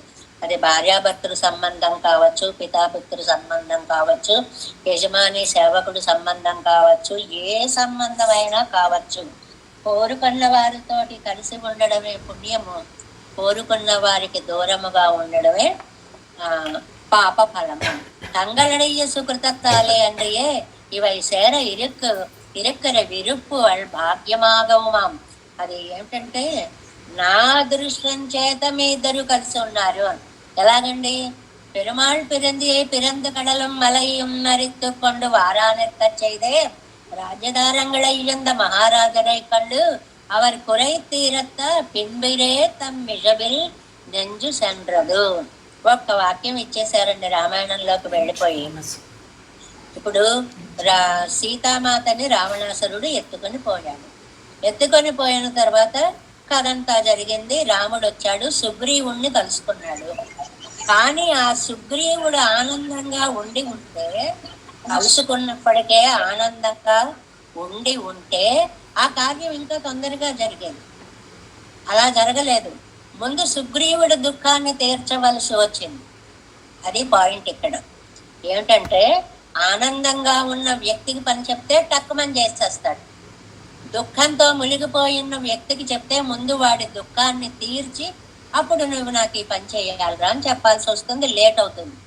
ఇక్కడ రామాయణంలో రామచంద్రుడు సుగ్రీవుడిని కలుసుకునేటప్పటికి ఆ సుగ్రీవుడు కాస్త భార్య పోయి అన్నగారు తరిమేస్తే ఎక్కడో కొండలు కోనలు పట్టుకుని దుఃఖపడుతూ ఉన్నాడు. అలాంటి సమయంలో ఆయన్ని ఆశ్రయిస్తే ఏమైంది? నాయనా, ముందు నువ్వు సుఖంగా ఉండు అని అతనికి కావలసిన పనులన్నీ చేయాల్సి వచ్చింది. వాలి వధ జరిగింది. తర్వాత వీళ్ళిద్దరినీ కూడా కలపడం జరిగింది. 4 నెలలు వర్షాకాలం అయ్యాక నువ్వు రావయ్యా అని చెప్పడం జరిగింది. 4 నెలలు ఎదురు చూడడం జరిగింది. ఇంత ఆలస్యం ఎందుకు జరిగింది అనంటే, సుగ్రీవుడు రాముడు కలుసుకున్నప్పుడు ఆనందంగా ఉన్న పద్ధతిలో లేడు, భార్యా వియోగంతో దుఃఖపడుతున్నాడు. కాబట్టి రామచంద్రుడి పని కూడా కొంత సమయం తీసుకుంది. అలాగే మీ ఇద్దరు ఆనందంగా ఉన్నప్పుడు చెప్తున్నాను కాబట్టి నా పని వెంటనే అయిపోతుంది. మీరే దుఃఖంతో ఉంటే నేను ఎక్కడ దౌత్యం మిమ్మల్ని పంపగలను చెప్పండి. అంగనన్నికే ఇవై కురైవత్తరిక్కర ఇదుతాను ఇవள் కార్యమా ఇరుక్కుమిరే. వాళ్ళకి లోపాలుంటే వాటన్నిటినీ ఈయన తీర్చి తర్వాత తన పని చేసుకోవలసి వచ్చింది. అక్కడ నిర్మయుడయ్యార్కు తంత మిజవిలం పిరరుడయ్య విజవిలే నెంజిల్ ముற்பడపడవదు. ఏమండి, చాలా సౌలభ్యంతో ఉండేటువంటి వాళ్ళకి ముందు వాళ్ళకు వచ్చిన కష్టాన్ని తీరిస్తే, వాళ్ళ కష్టాల్లో ఉన్నారండి, మనం వెళ్ళి అన్న సహాయం చేయమని అడిగితే, బాబు నేనే ఇన్ని కష్టాల్లో ఉన్నాను అని అంటే, ముందు ఆ కష్టాలు తీర్చేసి అప్పుడు మనకు కావలసిన పని మనం పూర్తి చేసుకున్నట్లుగా రామచంద్ర స్వామి సుగ్రీవుని యొక్క కష్టాలు ముందు తీర్చేసి అతన్ని రాజుగా చేసి అప్పుడు తన కష్టాన్ని చెప్పి తన పని తాను చేసుకున్నాడు. పెడై మనక్కుం పెడయ్యోడే కలక్కుం, ఆ ఆడు అంశతోటి కలిసినటువంటిది. అంటే కొన్ని పక్షుల్లో ఇప్పుడు నెమలే ఉందనుకోండి, మగపక్షికే ఈక ఉంటుంది, చాలా అందంగా ఉండేటువంటి ఈక మగపక్షికి ఉంటుంది. ఈ మగపక్షి ఆడపక్షిని ఆకర్షించడానికి చాలా వినూత్నమైనటువంటి ప్రక్రియలో పురి అంతా కూడా విప్పి నాట్యాలు చేసి అవి చేసి ఇవి చేసి దాన్ని ఆకర్షించినట్లుగా ఇక్కడ కూడా ఈ హంస కూడా తన యొక్క ఒకళ్ళని ఒకళ్ళు ఆకర్షించుకోవడానికి అందమైనటువంటి నడకలను చూపించడం. మెన్నడయ్య అన్నంగాళ్, మంచి నడకతో వచ్చే హంసలారా అని పిలిచారండి. ఏమిటండి అంత అందమైన నడక అంటే, మనం నలుగురిలోకి వచ్చేటప్పుడు ఇష్టం వచ్చినట్లు రాకూడదు అని ఒక పెద్ద నీతి రామాయణం మనకి అందించిన దాన్ని గుర్తు చేశారు. మనకి రోజు ఇందులో మెసేజెస్ అవి పెడుతున్నారు. ఏమిటి అంటే, మనం కొన్ని వందల మంది ముందు ఉన్నాం కాబట్టి ఉన్నప్పుడు ఎలా సంస్కారంగా ఉండాలి. ఏమండి, నా తిండి నేను తింటున్నాను అందరూ చూస్తే ఏమండి అనుకోకూడదు, అది మనకు చూపించి తింటున్నట్లుగా కనిపిస్తూ ఉంటుంది అన్నమాట. దృష్టి అటువైపు లాగేస్తూ ఉంటుంది అందరికి. సభా మర్యాద అనేటువంటిది పోతుంది. నా జడ నేను వేసుకుంటున్నానండి, నా పని నేను చేసుకుంటున్నానండి, మీకు వచ్చిన నష్టం ఏమిటండి? కాదు, మన ఆవలింత కూడా మనం నోరు మూసుకునే ఆవలించాలి. సభా మర్యాదలని కొన్ని ఉంటాయి, వాటిని తప్పనిసరిగా అది మినిమం కనీసము తెలుసుకోవాల్సినటువంటి ఒక గౌరవం అన్నమాట. వచ్చేటప్పుడు రై రై రయమంటూ రాక్షసుల్లా వచ్చారనుకోండి సభలోకి, అయ్య బాబా ఇదేవర్రా కాళికాదేవిలా ఇలా వస్తుంది అనే భయం కలుగుతుంది మనకి. ఎలా రావాలి అనేటువంటి దానికి మనకి ఆండాళ్ళ తల్లి కూడా కేతమాయి వందు తెరా అమ్మ, చక్కగా తేరుకొని తేజస్సుతో అందమైన నడకతో రా అని చెప్పిందని అక్కడ కూడా ఇదే పాసురానండి. సా ప్రస్కలంటే మదవిహ్వలాక్షి. చాలా రామాయణంలో అందమైనటువంటి శ్లోకాలు చాలా ఉన్నాయి అన్నమాట. ఏమిటి అంటే, ఈ అయిపోయింది 4 నెలలు అయిన తర్వాత రమ్మని చెప్పారు, వెళ్ళాడు సుగ్రీవుడు, ఆనందానుభవంలో మునిగిపోయాడు అనేటువంటిది. అప్పుడు ఒక్కసారి లక్ష్మణ నువ్వు వెళ్ళి వాలి వెళ్ళిన మార్గం మూసుకుపోలేదయ్యా అని చెప్పమన్నాడు. తిట్లు కూడా ఎంత సున్నితంగా భయంకరంగా తిట్టచ్చో ఈ మాట చెప్తుంది. లక్ష్మణ నువ్వు వెళ్ళి సుగ్రీవుడితో వాలి వెళ్ళిన మార్గం మూసుకుపోలేదు అని చెప్పు అంటే ఏంటండి, నిన్ను కూడా చంపేస్తాను అన్నాం. అసలు ఆ మాటే ఉపయోగించలేదు. మీ అన్నయ్య వెళ్ళిన దారిలో మరి నువ్వు కూడా వెళ్లాల్సి వస్తుంది. ఎంత సున్నితంగా పెద్ద భయంకరమైన విషయాన్ని సున్నితమైన మాటతోటి చెప్పాడు అనమాట. చెప్పేటప్పటికి అమ్మాయి అన్నగారు ఎప్పుడు అంటాడా అని పరుగులు పెడదామని చూస్తున్నాడు. ఈయన వెళ్ళాడు, ఒక్కసారి జియా భాషని వినిపించాడు అనమాట. అలా వినిపించేటప్పటికి ఆనందానుభవంలో ఉండేటువంటి వాళ్ళిద్దరూ కింద పడ్డారు. ఒక్కసారి మెళ్ళో ఉన్నటువంటి దండని తీసేశాడు ఆయన. ఎవరు? ఈ సుగ్రీవ మహారాజు.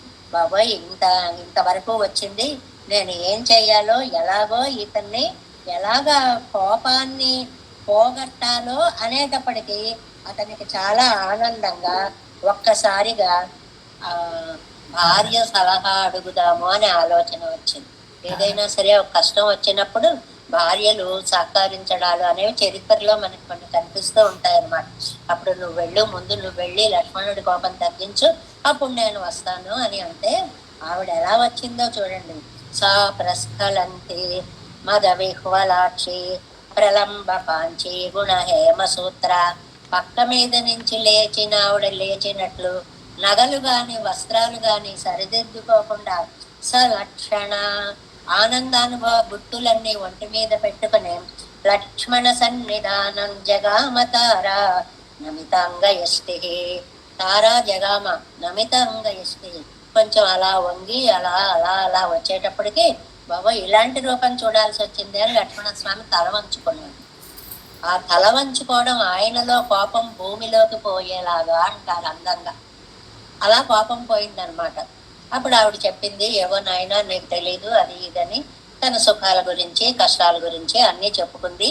ఆ మాటను చెప్తూ సా ప్రస్కలంతి ఎన్నమా పోలే ఇళయ పెరుమాళుడయ్య జియాఘోషం. జియా అంటే నారి, జియాఘోషము అంటే ఆ కట్టినటువంటి నారిని ఒక్కసారి లాగి వదిలితే పిడుగులు పడ్డట్టయి మంచం నుంచి కింద పడ్డాడు సుగ్రీవుడు అని ఉంది కదా, అంత శబ్దం వస్తుంది.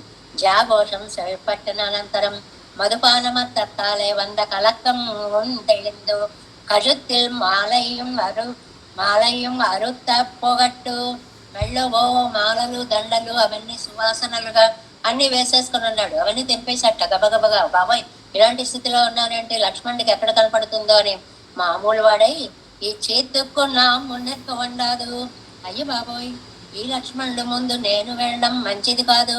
ఎన్న తామరయ్యై పురప్పడ విడ ఎన్న తారయ్యై పరప్పడ విడ అవள் கலவியால் உண்டான பாரவசியமணங்களும் நடையாலே தோத்தொப்புறப்பட்டா போலே ఇరానిన్నదాయత్తు యువతి నడయ్యం. తర నువ్వెళ్ళు అంటే ఆవిడ ఎలా నడిచి వచ్చిందో అలా నడిచి వస్తున్నాయి ఈ హంసలు అని రామాయణంలో ముడిపెట్టారు. అంటే గమన సౌందర్యంలో హంసలకి పెట్టినది పేరు అనేటువంటి దాన్ని అక్కడ ఆనందానుభవంలో ఆవిడ ఎలా నడిచి వచ్చింది అన్నదాన్ని ఒకదానితో ఒకటి కలిపి మనకి తెలియజేశారు అన్నమాట. యువతిన ఇళయ్య పెరుమాళయ్య తిరువళ్ళத்தில் శివిట్పుత్తారయ్య ఇట్టార్థ వేండిత్తు కాణం. ఆ లక్ష్మణ స్వామి యొక్క కోపాన్ని తార నడక పోగొట్టినట్టుగా నువ్వు అందమైనటువంటి నడకలతో వెడితే నా మీద ఉన్న కోపం కూడా స్వామికి కూడా పోవచ్చు. నీ నడకలోనే నిన్ను చూసేటప్పటికే ఆయన మనస్సు చాలా ఆహ్లాదకరంగా అవ్వచ్చు. సా ஒரு கல்வையும் பெருவும் வேண்டாதபடியான నడయ్య జగయుడై ఎవள். ఆ సంశ్లేష విశ్లేషణ యొక్క ఆనందానుభవమే ఆవిడ నడకలో కనిపిస్తోందా అన్నట్లుగా సా సా అంటే తార.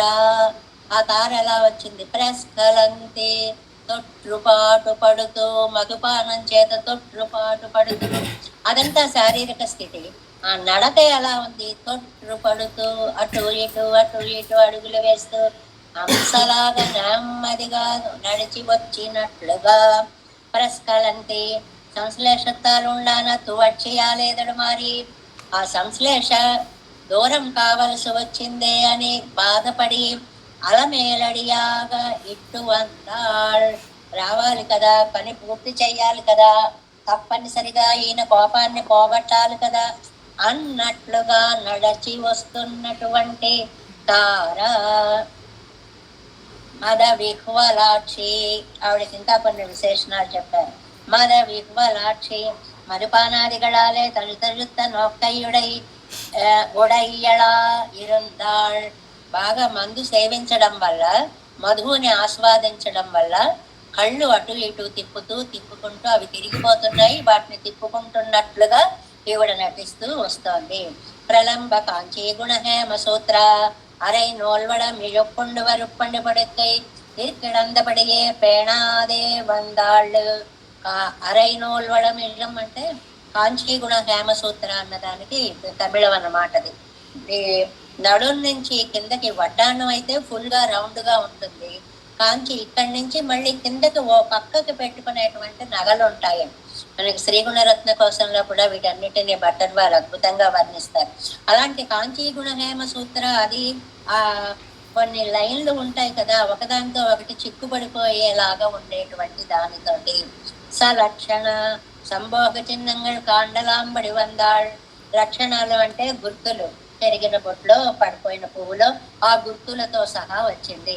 లక్ష్మణ సన్నిధానం జగామా తాయి కొళ్ళిప్పదుండో என்று புறப்பட்டு வந்தாள் தாரா. தாரையானவள் இளைய பெருமாள் திருவள்ளத்தில் சிவட்கு ఎత్తాలయ్యాత్తలాం ఎన్న మహారాజనం తిరువడియమాగ విచారిత్తు. ఈ లక్ష్మణ స్వామి కోపాన్ని ఎలా పోగొట్టాలి అని సుగ్రీవుడు హనుమ ఆలోచించి వేరన్నాళ్ళకు మళ్ళా తారయ్య ఇట్టా వత్తి వేణం, మనమేం చేయలేము, ముందు తారను పంపిద్దాం, తారను చూసేవిడికి ఆయన తల వంచుకుంటాడు, కోపం అంతా పోతుంది, అప్పుడు మనం వెళదాం என்று తారయ్యేవరు విట్టారుగల్. నమితాంగ ఎష్టిగి వంగిన శరీరం కలిగి ఉంది, ఉరుగు పదத்திலே வளைந்தவை நிமிரக்க ஒண்டாதா போல இத்துவட்சி నిరూపకమివులకు ఎన్నుతో తొంబడియా ఇరుందాళ్. తువక్షి వశీకరణం, అవతల వాళ్ళని వాళ్ళ స్థితి నుంచి మార్చాలి అంటే ఏం చెయ్యాలో ఆవిడ రాకలోనే కనిపించింది. ఎందుకు ఇంత వర్ణించారు అంటే మీ నడకలోనే ఆ పరమాత్మకి మిమ్మల్ని ఎలా ఆదరించాలి అనేటువంటిది తోచాలి, అలా మీరు వెళ్ళాలి అని వాటికి చెప్పేటువంటి పాఠం. అప్పటి పట్ట நடை అழగాలే, అలా ఉండేటువంటి నడక సౌందర్యంతో అవరై తువక్కి కార్యం కొళ్ళవైతవయం ఎందురిక్కిరాళ్.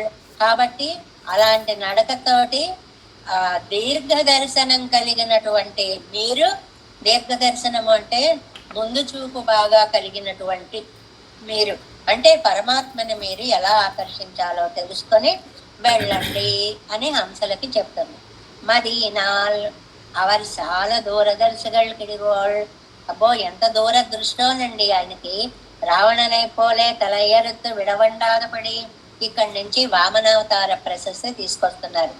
పోన్లే రావణాసురుని చంపినట్లుగా తల తీసేద్దాం అని అనుకుంటే ఔదార్యమన్నర్ గుణలేసత్తై ఏరిట్టుకొండిరుందాం. ఈ బలిచక్రవర్తికి ఔదార్యం అనే అత్యద్భుతమైనటువంటి గుణం ఉంది. ఎవరు ఏది అడిగినా లేదు అనకుండా ఇచ్చేయాలి అనే గుణం ఒకటి ఉంది. భాగవతంలో వస్తుంది, బలిచక్రవర్తి భార్యట, అబ్బాయి అబ్బాయి ఎంత అందంగా ఉన్నాడు, ఎంత ముద్దొస్తున్నాడు, ఇతను మన దగ్గర నుంచి ఏమన్నా తీసుకుంటే బాగుండండి, ఇతనికి మనం ఏమన్నా ఇస్తే బాగుండండి, ఇతనికి మనం ఏమిస్తా ఇస్తే బాగుండండి అని భర్తతోటి 10 సార్లు అందుకండి. అలా ఏదో ఒకటి ఇవ్వాలి. సాధారణంగా హోటల్లో ఎలా ఉంటుంది, వీళ్ళు మనకేం తెస్తారా, మనకేం ఇస్తారా, మనకేం చేస్తారా, ఇలా ఉంటుంది. బలిచక్రవర్తి భార్యకు అలా అనిపించలేట. ఈ చిన్నవాడికి ఏమిస్తే బాగుంటుంది, ఏదో ఒకటి ఇవ్వాలి, ఏదో ఒకటి ఇవ్వాలి. ఈ ఔదార్య గుణం స్వామిని కట్టి పడేసింది. అందువల్ల రావణుల్లాగా చంపకుండా ఇంద్రరాజ్యத்தை இழந்தனென்றான் இரண்டுக்கும் ఔదార్య గుణలేసத்தை ఏరిట్టు కొண்டிరుందాన్. బలిచక్రవర్తికి చూస్తే ఔదార్యం ఉంది. ఇంద్రన్ రాజ్యத்தை ఇழந்தனென்றான். ఇంద్రుడికి చూస్తే రాజ్యం కావాలి, గొల్లుమని నువ్వే స్వామి నా రాజ్యాన్ని నాకు ఇప్పించు అని బాధపడుతున్నాడు. ఇరండుకున్న విరుద్ధమాగా చెయ్యలావదని ఎండ్రు. వీళ్ళిద్దరు పని చేయాలి నేను. ఇరండుక్కం అటు బలి కోరిక, అటు ఇంద్రుడి కోరిక తీర్చాలి, ఇటు బలికి న్యాయం చేయాలి. ఏం చెయ్యాలి అని మదీనాల్ అనే దానికి వ్యాఖ్యానం ఉంది. ఇదంతా ఆలోచించి చేశాడు. ఏం ఆలోచించాడు? గోసహస్ర ప్రదాతారం எங்கற்படியே கொடுத்து వళరంద కయ్యై కొండు నీరెత్తు అవనుకు కొడుత విరక్కు. చాలా చక్కటి మాట. కొన్ని వేల గోవులని అంటే అనేక సంపదలని లోకానికి ఇచ్చేటువంటి ఆయన చేతిని కింద పెట్టుకుని, అదే కదండి బలి అన్నాడు. ఆదం శ్రీసతి గొప్పపై, తనుపై, హంసోత్తరీయంపై, వాదాజ్యంపలపై ఏదేదో అలా విహరించేటువంటి ఆ చెయ్యి క్రింద ఉండుట మీదే నా కరంబుంట మేలు కాదే, రాజ్యము వర్జ్యము సత్తమే, పాయంబు నా పాయమే అని అన్నాడు కదండి. అలాంటి ఆ అఖిలాండ కోటి బ్రహ్మాండ నాయకుని చెయ్యి కింద ఉండి దానధార పోసే చేతిగా నా చెయ్యి పై ఉండడము. ఇలా పోసే పోయడంలో దాన తీర్థమర చేతిలో దానవారియా నింగిట్లో పడింది. ఆయన ఆకాశాన్ని అంటాడు. అంత క్షణాల మీద జరిగిపోయేటువంటిది. వళరంద కయ్యేకొండు నీరెత్తవనకు కొడతవరకు కూరళ్ళు ఎలా వచ్చాడండి? బ్రహ్మచారి వేషం, మాయ బ్రహ్మచారి వేషం వేసుకొచ్చాడు. కోడియై కాణియాక్కినా పోలే పెరియ వడవడగాలే కండాలే ముఖందనభవిక్కలాంబడి సిరెక్కిన పడి. చాలా అందమైనటువంటి ఒక చిన్న పొట్టి బ్రాహ్మణుడుగా రూపాన్ని వేసుకుని వచ్చాడు అన్నమాట. ఎలాగంటే పొట్టివాడు. స్వామి చూసేటప్పటికి నువ్వు అఖిలాండ కోటి బ్రహ్మాండ నాయకుడివి, నిన్ను నేను ఎక్కడ చూడగలను అనే వాళ్ళకి ఒక చిన్న రూపంగా వచ్చిందా అన్నట్లుగా వామనమూర్తిగా వచ్చాడు అని. ఆ వామనమూర్తిగా రావడంలో కూడా ఈయనకి మాణాయి బ్రహ్మచారిగా యాచకుడుగా వచ్చాడు కదా. ఉండు ఎన్నెట్టపోదు ఇల్లయ్యను తడిక్కదవళ ఇత్తబోదోడు వాసియర ముఖమెలరిందుం పంపడి ఇరప్పిలే తడుంబేరిన వడివై ఉడయ్య నానపడి. తడుంబిలే నడివై, తడుంబేరి నడివై ఉడయ్య నానపడి. అద్భుతమైన మాట. అడగడంలో రాటు తేలిపోయిన వాడిలాగా వచ్చాడు. అంటే ఏంటంటే ఉండు ఎన్నెట్టపోదు ఓడు. ఒక ఆవిడేమో ఉండమ్మా పెడతాను అంటుంది. ఇల్లై ఎను తళ్ళిక్క తల్లిగా తవడైత పోదోడు వాసియర, వెళ్ళు పైకి వెళ్ళు అంటారు. ఇది లోకంలో మనం నిత్యం చూస్తూ ఉన్నటువంటిదే. వాళ్ళ కోపం వస్తుంది అనుకోండి, పైకి వెళ్ళు అంటే అందరం పైకి వెళ్ళే వాళ్ళమేనమ్మా అని తిట్టుకుంటూ వాళ్ళు పోతూ ఉంటారని వాడు మనకు పాఠం చెప్తూ ఉంటాడు, ఇవ్వలేదనేటువంటి కోపంతో. ఒక ఆవిడ పెడుతుంది, ఒక ఆవిడ పొమ్మంటుంది. ఇలాంటి చోట ఏమీ బాధపడకుండా వాసియరా ముఖమలరిందు పోంబడి, ముఖంలో ఏమీ ఇది లేకుండా మార్పు తజుంబిలే తజుంబులేరినవడిపై ఉడయనానపడి, రాటుదేలి పెద్ద ఎక్స్పీరియన్స్ ఉన్నవాడు అడగడానికి వచ్చినట్టు వచ్చాడు. మొట్టమొదటిసారి యాచకుడయ్యాడు అసలు అవతారాల్లో. ఎలా అడగాలో తెలియదు. మహాబలి మోబడితా అంటారు ఆడవారు. మహాబలి 3 అడుగులు ఎయ్యి అలాగండి అడుగుతారు. ఎంత పొగడాలి, ఎన్ని చేయాలి, అండం కూడా రానటువంటి వాడుట ఏదో పెద్ద ఎక్స్పీరియన్స్ ఉన్న వాళ్ళలాగా వచ్చేసి అడిగాట. ఇక్కడ ఉలగు ఇరంద లోకాన్ని యాచించాడు. తన సంకల్పத்தாலே உண்டாக்கின లోకத்தை కొల్వనా నిన్నరంద కళ్ళవర్క్ అది అడిగాడు. నాకు ఇస్తావా, తీసుకుంటాను. లోకాలన్నిటికీ అనుభవాలని ఐశ్వర్యాలని పంచిపెట్టినటువంటి అఖిలాండ కోటి బ్రహ్మాండ నాయకుడు ఏమీ లేని వాళ్ళలాగా తాను యాచించేటువంటి ఒక దివ్యావతారాన్ని ఎత్తాడే. కళ్ళవర్కు వంచకర్కు మహా మోసగాడండి. ఎన్ను తిరుమలయ్యాండా నిర్వహిక్కుబడి. ఇక్కడ మళ్ళీ కాలక్షేపాలలో ఉండే విశేషం ఒకటి చెప్పారు. తిరుమలయ్యాండానేమో రామానుజుల వారికి చెప్తున్నారు అర్థం. వంచకర్క్ మోసగాడికి అన్నారు. ఎందుకండి మోసగాడు అని అడిగారు రామానుజులు. అంటే ఎందుకేమిటి, ఒక మాట చెప్పి ఒక మాట చేశాడు, అలాగా చిన్న పదంతో తీసుకుంటానన్నాడు, పెద్ద పదాలు లోకాలన్నీ కొలిచేశాడు, అది మోసగాడు అన్నారు తిరుమలయ్యాండ. ఎంబెరుమానారు ఒండ్రై నినత్తదు ఒండ్రై చేదవరకు ఎన్నరడి చేవారు. చిన్న మార్పు చేస్తానండి దీనికి అన్నారు. ఏమిటి అంటే మోసగాడు కాదండి, మనసులో ఏది తలుచుకొని వచ్చాడో దానిని చెయ్యడం కోసమని తన మాయను చూపించిన వాడు. అప్పుడు ఇది మంచి గుణం అవుతుంది, వంచన అవ్వదు. ఎంబెరుమాన నిర్వాహకంలో ఆయన మోసగాడు కాదు, ఎవరిని ఎక్కడ పెట్టాలో అక్కడ పెట్టేటువంటి వాడు. 2 అంతస్తులు ఇచ్చి చిన్న కొడుకు ఏదో కింద, పెద్ద కొడుకు పైన అని అంటే, ఒకడు అవతల వాడు అతి తెలివి తక్కువ వాడైతే 2 అంతస్తులు ఒక్కడే ఆక్రమించేసుకుంటే తండ్రి వచ్చి ఎవరి వాటాలు వాళ్ళకి ఇచ్చినట్లుగా ఇంద్రుడు అనేటువంటి కొడుకు వాటాన్ని కూడా బలిచక్రవర్తి తీసేసుకుంటే, నాయన నువ్వు పాతాళ లోకంలో ఉండు, నీది గ్రౌండ్ ఫ్లోర్ రా నాయన, అక్కడ ఉండు, వాడిది ఇక్కడిది రా నాయన, ఫస్ట్ ఫ్లోరో సెకండ్ ఫ్లోరో అని ఇచ్చినట్లుగా ఏది అనుకున్నాడో దాన్ని న్యాయం చేసిన మహానుభావుడు అని ఎంబెరుమానారు అక్కడ అర్థాన్ని చెప్పారు. ఒకే పదం వంచన అనేటువంటి. వంచన అంటే పచ్చి మోసగాడండి అని బలిచక్రవర్తి కూతురు రత్నమాల అన్నట్టు చిన్న పాదంతో 3 అడుగులు కావాలని 3 మహత్పాదాలతోటి అఖిలాండ కోటి బ్రహ్మాండాలని కొలిచేసిన వాడు వంచకుడు అని మామూలు అర్థంగా చెప్పారు ఆచార్యులు. అది కాదండి వంచన అంటే. ఎక్కడ ఏ న్యాయం చేయాలో మనసులో ఒకటి అనుకుని వచ్చాడు. ఏమిటనుకోవడం, ఇంద్రుడికి రాజ్యం ఇవ్వాలి, బలిచక్రవర్తికి కూడా వరం ఇవ్వాలి. ఎంత వరం ఇచ్చాడండి, నీ ఇంటి ముందు నేను కాపలా కాస్తాను అని పాతాళ లోకంలో బలిచక్రవర్తి ఇంటి ముందు శ్రీ మహావిష్ణువు కాపలా కాశాడు అని మనకి భాగవత చరిత్ర చెప్తాను. కాబట్టి ఎవరిని ఎక్కడ పెట్టాలో అక్కడ పెట్టే ప్రయత్నం చేశాడు అని భగవద్ రామానుజులు దీనికి ఒక అందమైన నిర్వచనం ఇచ్చారు. ఒండ్రైనైతు ఒండ్రై చేయదవర్కు ఎన్నరుని చేయవర్యం బ్రహ్మానారు మహాబలియై వంచెత్తదమన్నై వసీకరిక్కై కాగా. అంతా తీసేసి ఆళ్వార్లు ఇక్కడ ఒక అద్భుత వాక్యం చెప్పారు. అసలు ఆనాడు ఎందుకు వామనుడై వెళ్ళి మహాబలిని అలా చేశాడో తెలుసా? ఇవాళ నన్ను మోసం చేయడానికి ఒక రిహార్సల్ వేసుకున్నాడు. అది నమ్మాళ్వార్ల యొక్క భావం. నన్నే డైరెక్ట్ గా చేసేయకుండా ఆళ్వారి నాయకిని మనం మోసం చేయాలి, అలా చేయడానికి ముందు ఒక ఎక్స్పీరియన్స్ కావాలి, అది బలిచక్రవర్తి దగ్గర చూపిద్దాము అని చేశాట. ఆ మాట చూడండి, మహాబలి అయి వంచిత్తదు, ఆ మహాబలిని వంచడము ఎన్నైవ స్థీకరక్కై కాగా నన్ను వశం చేసుకోవడానికే. ప్రపంచంలో ఆయన ఏ అవతారాలు ఎత్తినా ఏవి చేసినా అవన్నీ నమ్మాళ్ళవార్లను వశం చేసుకోవడం కోసమే చేశారు అనేటువంటిది ఆయన భావన. கீழ்தான் பெருநிலங்கிழந்தனல்ல அல்லடிப்போது எண்ணிரே ஆசைப்பட்டது உலகங்கொண்டவடிய நரிவரு மேனியாயத்தனாகிலும் உடையవన్ నెంజం అవన్ నిన్నే కిడక్కుం ఎండ్రం. వీటన్నిటినీ కూడా ఆళ్వార్ల యొక్క పాసుర ఖండాల్లోంచి ఇచ్చారు.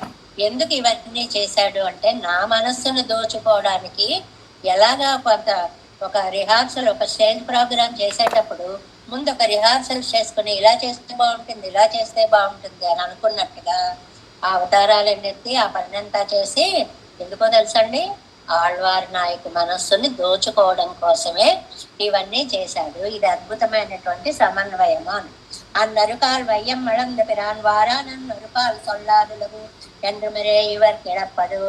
ఇవన్నీ ఆళ్వార్లు, మిగిలిన ఆళ్వార్లందరూ కూడా వామనావతార వైభవాన్ని చెప్పినటువంటి ఆయన ఒక కాలతో లోకాలన్నీ పోల్చినటువంటి మహానుభావుడు ఎప్పుడు వస్తాడు అని ఎదురు చూస్తున్నటువంటి పాసుర ఖండాలన్నీ కూడా ఇక్కడ చాలా చెప్పారు.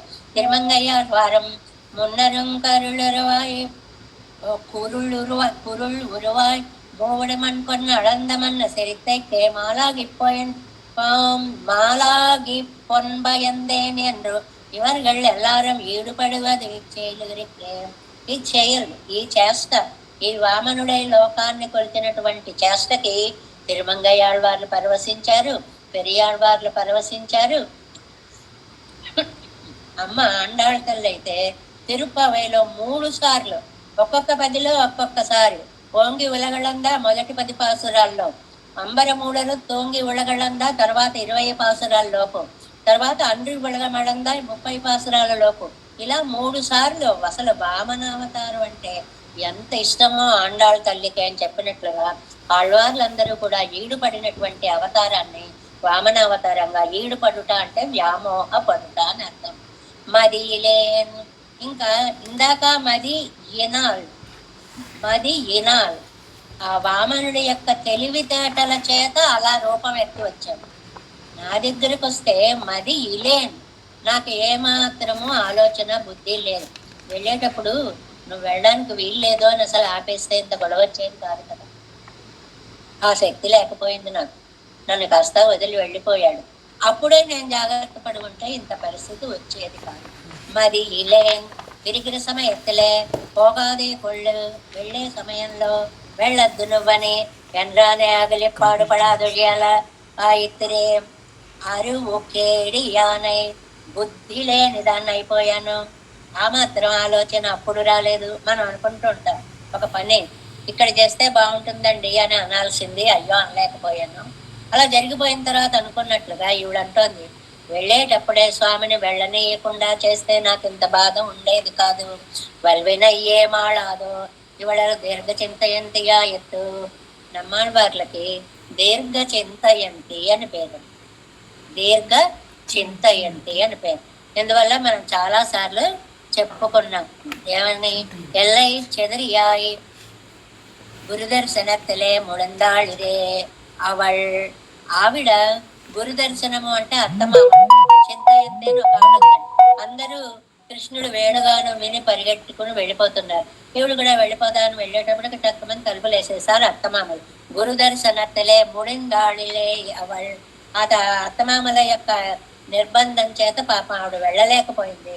ఆహా, నువ్వు ఇంత గొప్పవాడువా అని భావనతో పుణ్యానుభవం అయిపోయింది. అయ్యో నిన్ను చేరలేకపోయాననే భావనతో దుఃఖానుభవం అయిపోయింది. వెంటనే ఆవిడకి మోక్షం వచ్చేసింది అని చెప్పలేదా? ఏ చింతయంతికి మోక్షం ఇచ్చినటువంటి వాడివి, నేను దీర్ఘ చింతయంతిని కదా. ఎవరు? నమ్మాళ్వారి నాయిక, పరాంకుశ నాయకి అంటోందనమాట. నేను దీర్ఘ చింతయంతిని కదా, నా గురించి నువ్వు తెలుసుకోవద్దా? తచ్చిత్త విమలాహ్లేదేచ్చేది అవన్ పిక్కలలే నంజై వెక్కయ్యాలే పుణ్యం అనుభవిస్తాళ్ళు. ఆ కృష్ణుణ్ణి ధ్యానిస్తూ ఆ ధ్యానంలో పుణ్యానుభవం పొంది అన్నెనైవెన్బడి అనుభవిస్తే పరామయ్యాలే పాపం అనుభవిస్తాள். ఆయన్ని పొందలేకపోయాననే దుఃఖంతో పాపాన్ని అనుభవించి ఆగయ్యాలే పుణ్యపాపంగళ్ ఇరండుం అరై క్షణத்திலே అనుభవిస్తాళిరే అవళ్. ఆ చింతయంతి పుణ్యపాపానుభవం క్షణంలో అనుభవించేసి నిన్ను పొందలేదా? నా దగ్గరికి వచ్చేటప్పటికి మాత్రం అనుభవించు అనుభవించు అంటావా? ఆవిడకి ఇచ్చిన దయ నాకు నువ్వు చూపించక్కర్లేదా? ఆవిడలాంటి కాదా నేను? ఆవిడ చింతయంతి, నేనైతే దీర్ఘ చింతయంతి. ఒరెత్తి ఒరెత్తి అన్నాలరేమో వెన్నెల్ எய்தவன் கையுணராதோ என்ன காட்டிலேமான் பேடைய உடனே கிடந்துழையான் என்றது என் நூறிலே வார்த்தையானால் எய்தவன் கையுணராதோ నీ ఎండ్రో ఎండ్రా ఎన్ను సొల్ల వేండా నిరే. ఒరెత్తి అన్నమాట. ఒరెత్తి అంటే ఒక ఆవిడ. ఒక ఆవిడ ఉండవేంటండి? పేరు ఊరు లేదా అంటే చెప్పడానికి భయంట. ఒరెత్తి మగనాయి పిరందు ఓరరవిళ్ళు అన్నారు కదండి.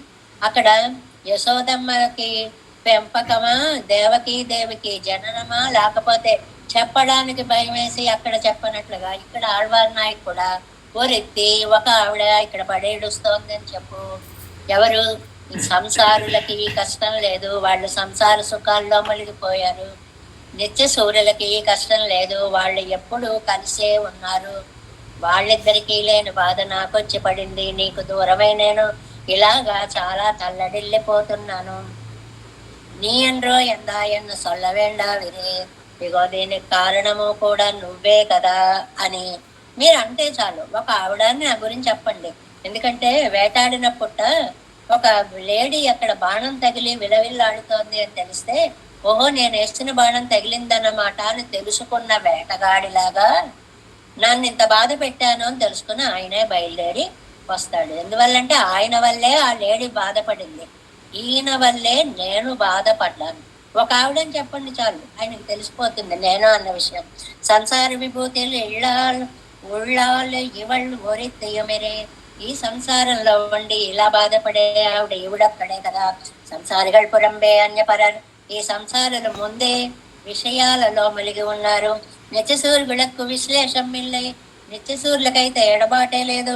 మత్తయ్యాళ్వాர்கள் ఇవరికి అవయవమా ఇరుప్పరాர்கள். మేలిన ఆళ్వార్లందరూ ఈయనకి అవయవములు, ఈయన అవయవి.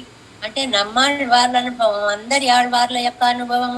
మతి కలంగి 68 బుద్ధి పోగొట్టుకుని బుర్ర పని చేయట్లేదు, ఏమైపోతున్నానో తెలియట్లేదు. తన్నరు వలిందాళాగిలం నా పడుత వరు ఉండనరిపారు. ఏమంటారు? నేను బుద్ధి ఇచ్చాలే, మది మయర్వర మదిలం మరుళనని నేను ఇచ్చాను కదా బుద్ధి అని అంటారా అని ఆ ప్రశ్న కూడా ఈయన వేసేసుకుని, మరి ఎల్లాం కలంగి నాన్ కొడుత అరువు కొండు, నేను ఇచ్చా కదా జ్ఞానాన్ని. తత్తస్య సదృశం భవేతెన్నిరాళ్ళు. ఆ వేళ సీతాదేవి రాముడే వచ్చి నన్ను తీసుకెళ్ళాలి అని ధైర్యంగా కూర్చోవాలా? అలా కూర్చోవచ్చు కదా ఆళ్వార్ నాయకి కూడా. ఎన్నిరుప్పర్ అంటారా? அறிவு தந்தார்தாமன்றோ என் அறிவையும் கோழ்தாம் மயர்வரத்து தந்த ஞான పరపెల్లాం కడంగుగైకు ఒడలాగయిత్తున్నెన్నుంగోల్. ఆయన ఇచ్చిన జ్ఞానము, ఆయన ఎంత గొప్ప జ్ఞానం ఇచ్చాడంటే ఆయన్ని విడిచి క్షణం కూడా ఉండలేనంత జ్ఞానాన్ని ఇచ్చాడు. అందుకు ఉపయోగపడింది. ఈ భగవంతుణ్ణి విడిచి నేను ఉండలేను అనే బాధని పెంచడానికి ఆయన ఇచ్చిన జ్ఞానం నాకు ఉపయోగపడింది. மேலேழி சிரித்து கலங்கித்தாகிலும் பெண்ணையும் நாம் கொடுத்த அறிవన్రో అప్పటి కలంగమో ఎనబారు. సరే అప్పుడు జ్ఞానం పోయింది అంటున్నారు, నేను వస్తానండి, నేను వచ్చినప్పుడు ఇస్తానండి మళ్ళీ అన్నట్టు ఆయన రెండవ మాట అన్నమాట. అంటే మరి ఎల్లాముళ్ళు కలంగి. ఎంత ఈ ప్రయోగంలో మరి ఎల్లాం ఉళ్ళు కలంగి అని 4 మాటలు ఉన్నాయి. మది కలంగి అంటే చాలు మనస్సు పాడయ్యి అని. మరి ఎల్లాం కలంగి మనసు అంతా పాడైపోయింది. మరి ఎల్లాం ఉళ్ళు కలంగి లోపలంతా చిందరవందర అయిపోయింది. ఏం జరుగుతోందో మనస్సులో బుర్రలో తోచనంత భయంకర పరిస్థితి ఆళ్వార్లకు వచ్చింది అనడానికి మరి ఎల్లాం ఉళ్ళు కలంగి. తాన్ తந்த మయర్వర మరుదినం ఎల్లామడి ఎండియోడే கலங்கித்தன் நங்கோளத்தனையோ நாம் இருந்தோமே பின்பு நாம் పోనవారే అరువు కొడుతూ కొళ్ళుదిరోమే నిరామే. నేను వస్తానని చెప్పండి, నేను వచ్చాక ఏం కావాలో అన్ని ఇస్తానని చెప్పండి అని ఆయన అప్పటిదాకా ఉండాలి కదా. మయంగుమాల్ ఈ లోపు ఏమైపోతుందో. మయంగి నాళ్ళు వర్తమాన కాలం అన్నమాట. ఏమైపోతుందో తెలియట్లేదు. ఇని పోనాలు సైవదమైన నెరిపారు. ఎప్పుడో నువ్వు వచ్చాక ఏమవుతుందో, అప్పటిదాకా ఉంటుందో ఉండదో ఈ ఆళ్వార్ నాయకం. ముడియం దశయాయత్తెన్నొంగోళ్ చివరి రోజులు వచ్చేసాయని చెప్పండి. అంటే అంతదాకా నా ప్రాణాలు నా శరీరంలో నిలిచి ఉండవు. ఎన్నీరే ఉంగళ్ తలయ్యల్, మీ స్వరూపం మీరు చెప్పడం మీ ధర్మం. మిమ్మల్ని పంపిస్తున్నాను, మీ ధర్మం మీరు చేయండి. వழி ஐத்துழக்க பாருங்கோள் அறிவித்த பின்பு వారాదులిందాల్ అవనదండ్రో. మీరు చక్కగా చెప్పేయడం వరకు మీ పని మీరు చెయ్యండి. రావడం రాకపోవడం ఏం నిర్ణయించుకోవాలి అనేది ఆయనకు సంబంధించినటువంటి విషయం. అవధ్యం ఆర్తధ్వని పరుక్క మాటాన్, ఆర్తుల యొక్క మాటని నేను వినలేను, పరుగు పెట్టుకొస్తాను అని చాలాసార్లు చెప్పాడు కదా. అరివి ఇంగోళ్యన్ నీరే ఉంగళుక్కు స్వరూపం. ఈ ఆఖరి వాక్యం ఒక్కటి చూడండి. ఉంగళుక్కు స్వరూపం అవనుక్కు గుణం ఎనక్కు సత్తై ఉంగళుక్కు వరు ఉక్తి. 4 పాయింట్స్. మీ స్వరూపం ఏంటంటే నేను చెప్పమన్నట్టు అక్కడికి వెళ్ళి చెప్పడం. అవనుక్కు గుణం, ఆ మాట విని రావడం అనేది ఆయన గొప్పతనం, అది ఆయన గుణం, వచ్చి తీరాలి. ఎనక్కు సత్తై, నాకు నా ప్రాణం నిలబడ్డానికి మీ మాట ఆధారం. ఉంగళుక్కు వరు ఉక్తి, మీకు ఒక మాట చెప్తే చాలు. ఇది అద్భుతమైన వ్యాఖ్యానం. ఈ వాక్యం ఒక్కటి చాలండి. ఉంగళుక్కు స్వరూపం అవనక్కు గుణం ఎనక్కు సత్తై ఉంగళుక్కు వరు ఉక్తి. ఇది చెప్పడం మీ ధర్మం, రావడం ఆయన ధర్మం, వస్తేనే బ్రతకడం నా శరీర ధర్మం, మీ ఒక్క మాట చెప్పడం మీ ధర్మం అని చెప్పి వీటన్నిటినీ కూడా తమ తమ యొక్క ఈ పక్షులని తీసుకొని వాటి వాటి యొక్క జీవన విధానాన్ని మనకి ఒక సందేశాత్మకమైనటువంటి ఉపదేశాన్ని ఇస్తున్నట్లుగా చెప్తూ మీరు వెళ్ళండి అని. ఇవాళ హంసలని పంపించడంలో మనకి సామాజిక సందేశం ఏమిటి అంటే, మంచి చెడు సమ్మిశ్రంగా ఉన్న సమాజంలో మంచినే తీసుకోండి. మీ నడత బాగుండాలి. నడత అంటే ఇక్కడ నడక, జీవన విధానం చక్కగా ఉండాలి. అరే ఆయన ఇంతలా చేస్తున్నారు, ఆయన్ని చూసి మనం కూడా నేర్చుకోవాలి అని లోకం మనని చూసి నేర్చుకునేలాగా మీ నడక ఉండాలి. ఎప్పుడు కూడా మంచి చెడు ఉంటే మంచినే గ్రహించేటువంటి ఒక అద్భుతమైనటువంటి శక్తి మీకు ఉండాలి అనేటువంటి దాన్ని హంస అనే పక్షి ద్వారా చెప్తూ, ఈ పక్షులు ఎందుకు వెళ్ళలేదా అనే దానికి వీరే ప్రశ్నలు వేసేసుకుని, ఇలా అడుగుతాడంటారా, ఇలా అడుగుతాడంటారా, ఇలా అడుగుతాడంటారా అని ప్రశ్నలు వేసుకుని, ఇలా అడిగితే అలా చెప్పండి, ఇలా అడిగితే అలా చెప్పండి, ఇలా అడిగితే అలా చెప్పండి, సమాధానాలు కూడా వారే చెప్పేసి చాలా అందమైనటువంటి పద్ధతిలో హంస. అందుకే హంస అనేది చాలా గొప్ప పక్షి కాబట్టి ఈ కలిసినటువంటి గుణాలు, గుణత్రయంలో సాత్విక గుణాన్ని మాత్రమే పైకి గ్రహించగలిగినటువంటిది కాబట్టి యతీశ్వరులకి అందరికీ కూడా పరమహంసలు అనేటువంటి పేరు వచ్చింది. పరమహంస అంటే అత్యద్భుతమైనటువంటి హంస అంటే చెడుని ఏమాత్రం తాకకుండా మంచిని మాత్రమే పైకి ఉద్ధరించేటువంటి గుణము. అలాంటిది మనం అలా అలవర్చుకోవాలని వారు నాయకీ అవస్థను పొంది ఒక కథలా సాగుతూనే సమాజానికి కూడా అందమైనటువంటి సందేశాన్ని మనకి నమ్మాళ్వార్ల పాసురం ద్వారా నమ్మిళ్ళయ్య గారి వ్యాఖ్యానం అందించింది. దేవేశం కోలనాదం నతగ్ధ మనసం పద్మనాభం రమేశం లోకార్యం కృష్ణయుగ్మేన చ నిగమసరో యోగి భట్టారకోచ గోవిందం పూరనాదేన చ సహ కురుకే సేందు సింధం నితేంద్రం మాలాదృద్యామనార్య మమ హృది నిదదే రామ పద్మాక్షనాథ తిరువరుణ్మాల్ சேனை முதலி செழகோபன் நாதமுனி சீரியப்பண்டார் மணக்கால் நம்பி சென்றாமாள வந்தார் குருமாலாதர குருகை பிரார்க்கம் பாமிதராதர் கோவிந்தர் கூரே சர்வட்டர் வேதாந்தமணி திருகண்ணர்க்கம் விடைய நம்மெள்ளை இவர் இடத்தற்கே எந்த மாதவர் கற்பனாவர் இவர் அருளாளர் திருவடியொன்று தேவ பெருமாள் கை கொண்டருளும் திருமலையாழ்வார் பதங்கள் முன்னொள் சேர்ந்தனவே. நமோஸ்து தேவராஜாய் చతుర్గ్రామ నివాసనే రామానుజార్యదాసాయ గుణకారణే నమ శ్రీశైలనాథాయ కుంతీ నగర జన్మనే ప్రసాదలబ్ధ పరమ ప్రాప్య కైంకర్యశాలినే శ్రీశైలేశ దయాపాత్రం భక్త్యాది గుణార్ణమతీంద్ర ప్రవణం వందే రమ్య జాతరం మునిం వాడి తిరువాయమళి పిள்ளை మాధవ வாழ்வாழும் மணவாள மாமனுவன் வாழியவன் திருவாயமளி பிள்ளை மாநிலத்தோர் தேரும்படி உரைக்கும் செய் శ్రీరంగ సింహగిరి దేశిక పాద సేవ ప్రాప్తాఖిల ద్రవిడ వేద రహస్య జాతం శ్రీ గౌతమాన్వయజం ఆశ్రిత భాగధేయం గోపాలదేశికమహం శరణం ప్రపద్యే కౌశికాన్వయ సంజాతం వెంకటారితనోభం వేదాంతారి సశిష్టం ఉడయవర్లం మహం భజే శ్రీమద్ వెంకటరంగార్య శిష్టం సశిష్ట సేవతిం శ్రీ లక్ష్మణార్య విభుదం సంశ్రయే దేవిదిత్తే మస్మద్గురుభ్యో నమః. జై శ్రీమన్నారాయణ.